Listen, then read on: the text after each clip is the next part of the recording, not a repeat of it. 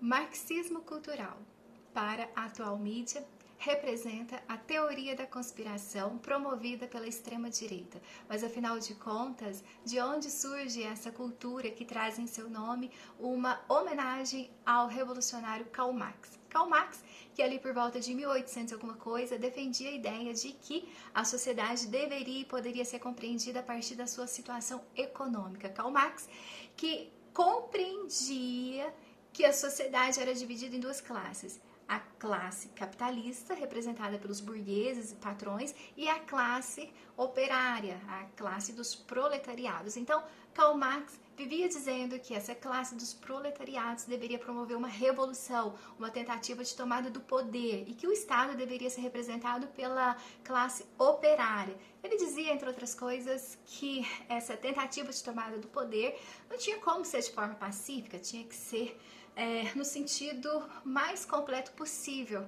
de uma revolução, porque o Estado iria coagir e iria tentar impedir. Então, deveria ser no sentido completo de uma revolução. Bem, Karl Marx, que foi contra o capitalismo, é interessante observar que ele foi sustentado pela esposa durante 16 anos enquanto escrevia sua obra principal, Capital.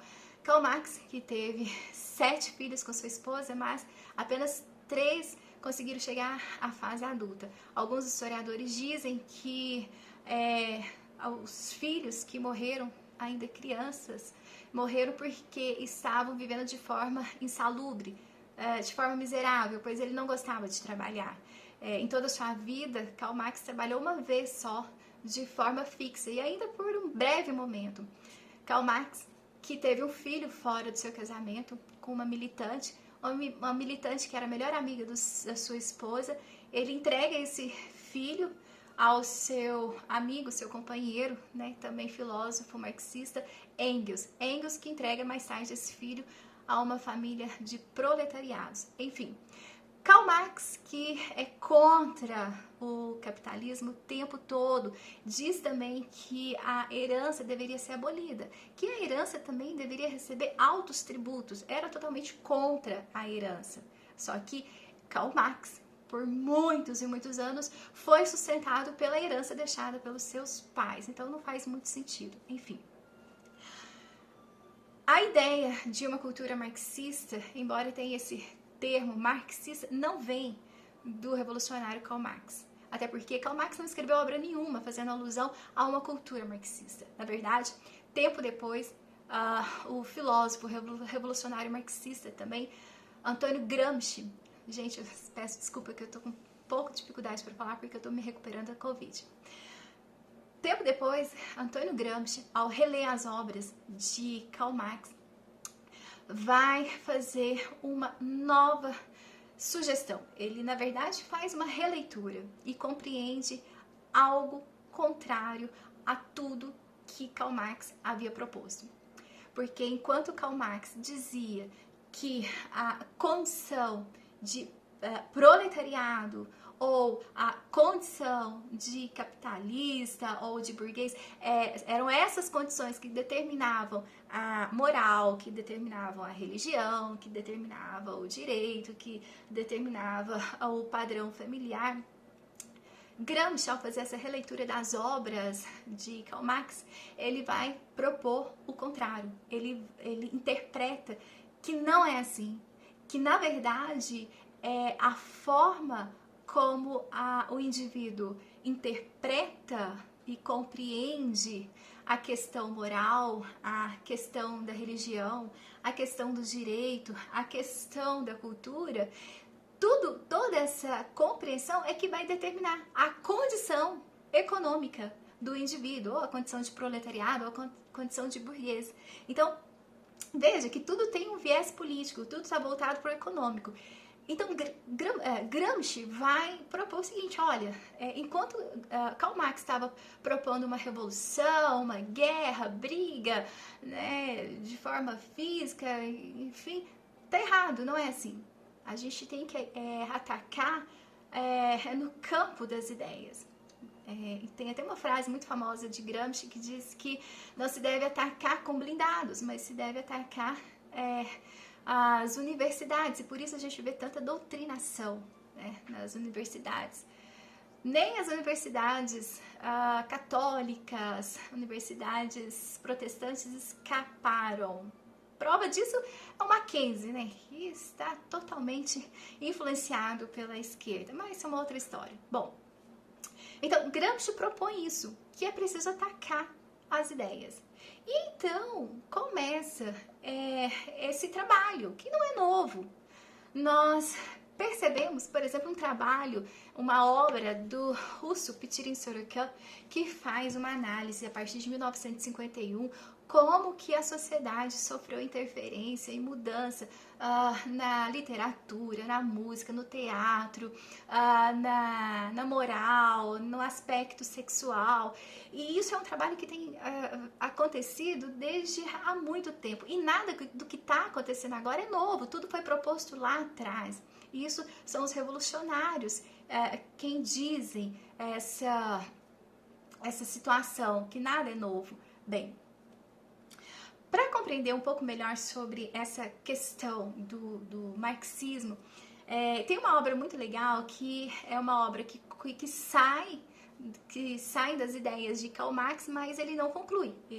Quando ele morre, ele deixa essa obra inconclusa. Então Engels vai concluir essa obra dele, que é a origem da propriedade privada, do Estado e da família. E aqui Engels vai esclarecer que o grande problema é a propriedade privada. Essa propriedade privada é um problema porque quando o indivíduo morre, para ele o certo era que essa propriedade privada fosse dividida, o comum de todos. Mas havendo família, então essa propriedade privada vai ficar para os herdeiros. Então esse já é um problema para eles. Então, a partir daí, a gente percebe alguns braços do marxismo. E um desses braços é o feminismo. Por quê? Para eles, a propriedade privada é um problema.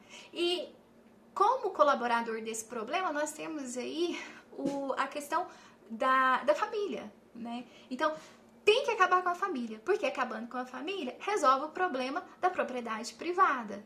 E aí, existe um trabalho todo orquestrado para a destruição da família, para tudo voltado para o relativismo. A gente está aí diante de uma situação que não existe verdade absoluta, tudo é relativizado. Então, se algo é tudo, esse algo é nada. Não existe um padrão, não existe um eixo, tá? É um verdadeiro caos. Tudo isso, nada é por acaso, tudo provocado com total consciência.